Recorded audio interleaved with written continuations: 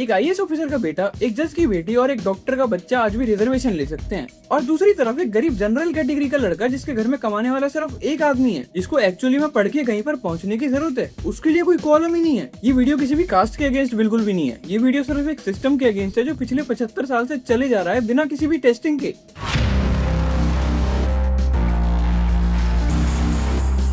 साल 1950 के अंदर जब कॉन्स्टिट्यूशन को लिखा गया था तो रिजर्वेशन को as a transitional measure add किया गया था, सिर्फ 10 साल के लिए। आइडिया सिंपल था, जो भी कम्युनिटीज हिस्टोरिकली इल ट्रीटेड हैं उन सबको अच्छा मौका देना, उन सबको सिस्टम के साथ कैचअप करने का टाइम देना और फिर इस पॉलिसी को रिव्यू करके इसके अंदर अमेंडमेंट करना। अम्बेडकर तो खुद इसे टेम्परेरी रखना चाहते थे। उनका कंसर्न ये था कि अगर इस चीज को परमानेंट कर दिया गया तो जिस चीज के लिए बनाया गया था वो तो वसूल ही खो देगा। फिर इस पॉलिसी को 10 साल हो जाते हैं, 20 साल हो जाते हैं, फिर आज की डेट में इस पॉलिसी को लागू हुए 75 साल हो जाते हैं, पर कोई भी इस पॉलिसी में हाथ नहीं डालना चाहता क्योंकि सबको अपनी गद्दी पे आ रही है। सबको लगता है कि अगर उन्होंने इस पॉलिसी के बारे में बात करी तो देश में दंगे छिड़ जाएंगे, सबका वोट बैंक खराब होगा। ना तो कोई भी डाटा रिव्यू कराया गया, ना कोई भी सर्विस कंडक्ट हुए, बस चलता जा रहा है। बस जैसा किसी ने 1950 की कंडीशंस के हिसाब से जिसने कोई पॉलिसी बना दी उसको वैसे के वैसे चली जा रही है।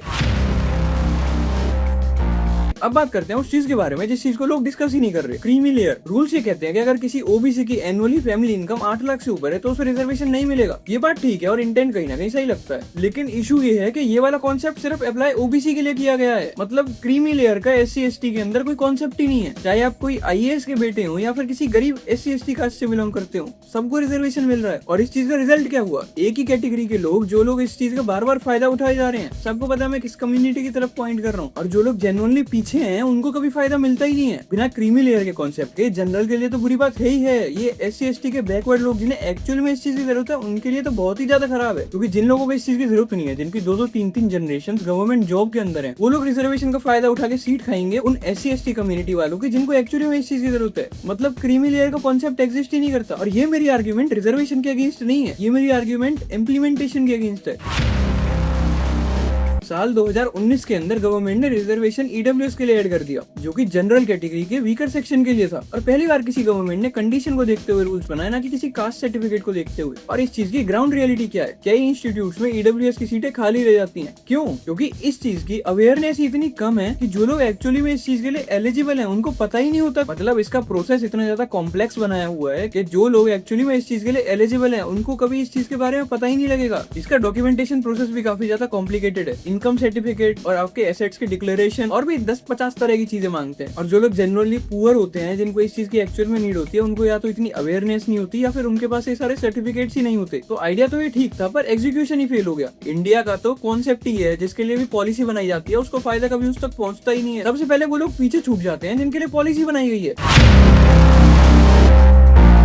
अब मैं यहाँ वो काम बिल्कुल भी नहीं करूंगा जो मेजोरिटी क्रिएटर्स करते हैं, दूसरी साइड की स्टोरी का भी बताते ही नहीं है। रिजर्वेशन को जो लोग सपोर्ट करते हैं, जिनके लिए रिजर्वेशन बनाया गया, उन लोगों का आर्ग्यूमेंट ये है कि सदियों तक उनके साथ बुरा व्यवहार हुआ या डिस्क्रिमिनेशन हुआ, जो भी चीज हुई। मेरे POV के अंदर देखो, मेरा POV यहाँ से बहुत ज्यादा कॉन्ट्रोवर्शियल हो सकता है। अगर तुम्हारे जरा भी कहीं भी मिर्ची लग जाती है कोई भी वीडियो देख के, तो तुम इस वीडियो को यहाँ से स्किप कर सकते हो भाई, मत देखो, छोड़ो, बुरी लगेगी तुम्हें बात। पर मेरे ख्याल से एजुकेशन सिस्टम भाई फेयर होना चाहिए सबके लिए। मैं जनरल कैटेगरी से बिलोंग करता हूँ। अगर मैं एक एग्जाम की अच्छे से तैयारी करता हूँ और मेरा फ्रेंड भी मेरे साथ रहता है, रूममेट है मेरा, अगर कोई, वो भी सेम एग्जाम की मेरे जितनी ही तैयारी करता है, पर एडमिशन उसे मिलेगा क्योंकि उसके पास एक कास्ट सर्टिफिकेट है। जनरल कैटेगरी के किसी मिडिल क्लास फैमिली ने कोई क्राइम कर दिया है। पहली बात तो जो भी अनटचेबिलिटी वाली चीजें या रेसिज्म वगैरह जो भी इनके साथ होता था, वो भाई हमारे दादा परदादा के जमाने में वो सारी चीजें खत्म हो चुकी हैं। कोई अगर कोई निचली जात का है, SC ST जो भी अगर कोई चल के आता है ना, तो उसको लोग ये नहीं बोलते कि अनटचेबल है ऐसा है। पॉलिसी के अंदर रिफॉर्म्स लाने बहुत ज्यादा जरूरी है। आज की डेट में जनरल कैटेगरी की मेंटेलिटी ऐसी होती जा रही है कि मतलब रिजर्वेशन वाला आ गया, हमारी सीट खाने वाला आ गया, मीम्स वगैरह में ऐसा बोला जाता है, पर एक्चुअली मेंटेलिटी ऐसी होती जा रही है। अगर आपको डिस्क्रिमिनेशन या अगर आपको सबको इक्वल ट्रीट करना है तो सबसे पहले तो रिजर्वेशन ही हटाना पड़ेगा। रिजर्वेशन से ही तो अनइक्वालिटी बन रही है। क्रीमी लेयर का कॉन्सेप्ट ऐड कर देना चाहिए।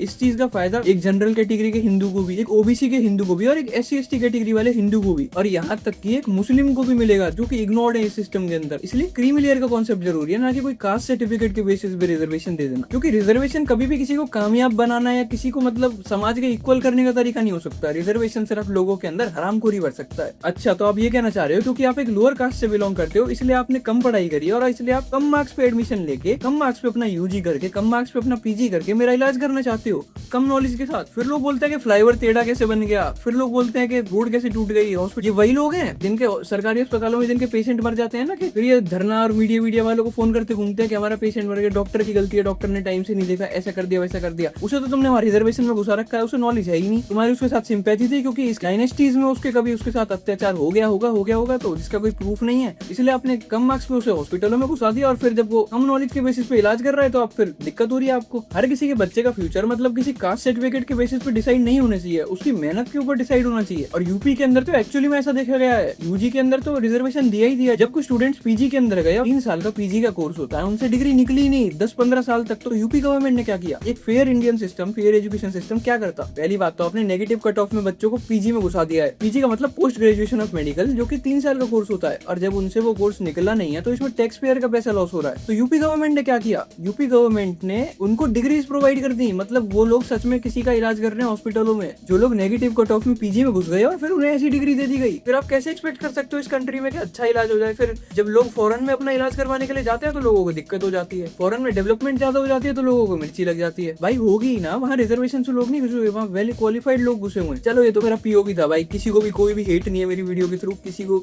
मेरा पास पीओवी था भाई, मैंने शेयर कर दिया। एजुकेशन सिस्टम को फेयर होना बहुत ज्यादा जरूरी है और रिजर्वेशन का हटना और उसमें अमेंडमेंट करना, रिफॉर्म्स लाना उस पॉलिसी में बहुत ज्यादा जरूरी है। आज की कंडीशन के हिसाब से पॉलिसी बननी चाहिए, ना कि जो पॉलिसी किसी ने 1950 में बना दी और वो चली जाए बस ऐसी। किसी को कुछ भी बोलने की जरूरत नहीं है, कोई भी हेट मत फैलाना कमेंट्स में, कभी उन कम्युनिटीज वालों को उल्टा सीधा बोलो। Thank you so much for watching this video. आम आदमी की तरफ से आम आदमी के लिए। दिया इन द फ्रेम सीन थोड़ा हटके है, यूट्यूब पे आया है बंदा, बातें सब सेट के है, फिल्टर नहीं लगता, सीधा बोलता जो भी सीन है, सॉफ्ट लोग साइड हो जाओ, ये कंटेंट थोड़ा मीन है।